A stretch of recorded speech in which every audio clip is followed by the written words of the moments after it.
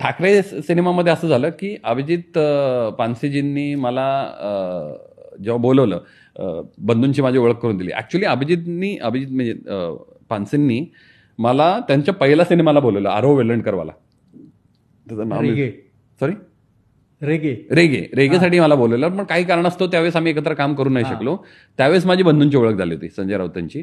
आणि बंधूंची ओळख झाली होती. बंधूंना माझं काम बघत आले होते. फरारी त्यांनी बघितला होता, 3 इडियट्स त्यांनी बघितला होता. तर ते म्हणाले ठीक आहे रोहनला बोलू. आणि जेव्हा मी काम करायला सुरुवात केली ना, तुम्हाला बिलीव्ह नाही होणार, आम्ही 20 दिवसात कास्टिंग उभारलंय.